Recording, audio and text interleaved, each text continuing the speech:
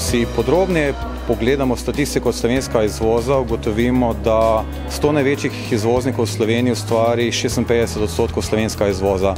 In to nam na drugi strani pa kaže, da obstaja velika skupina, predvsem malih pa srednjih velikih podjetij, ki stopajo na pot mednarodnega poslovanja in si tudi želijo znanja pa izkušnje, da se postavijo ob bok tem velikim izvoznikom. Zato nas res iskreno veseli, da javna agencija Spirit Slovenija kontinuirano, mislim, da je leto že 13. leto zapored, izvaja izobraževalni program ITM, ki je predvsem namenjen tem malim pa srednje velikim podjetjem, pa ne nazadnje tudi podeljuje nagrado za ITM izvoznika leta.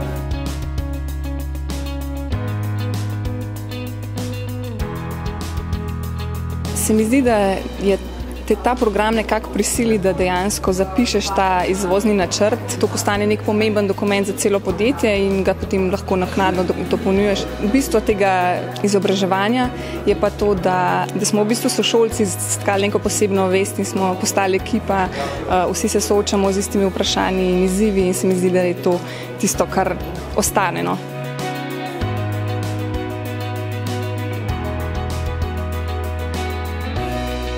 Pridobljena znanja in vsebine bodo zelo pozitivno vplivali na poslovanje našega podjetja v prihodnje, kajti sedaj imamo strukturirano osnovo za odločanje in načrtovanje, katera tržišča bomo napadli v prihodnosti.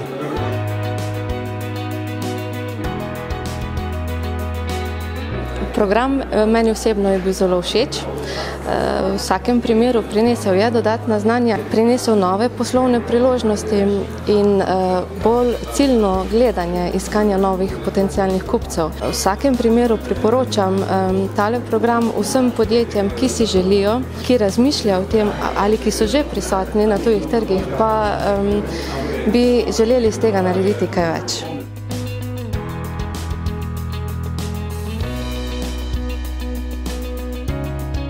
Iskali smo informacije, pomoč in to je nam bila lepa priložnost, da stvari, ki jih moramo početi, počnemo bolj strukturirano. To smo pričakovali od programa in to smo tudi dobili. Aktivnosti, ki so bile bolj samozavestne, kar je posledično pomenilo, da so tudi kupci nam bolj prisluhnili. Posledično je bila realizacija boljša.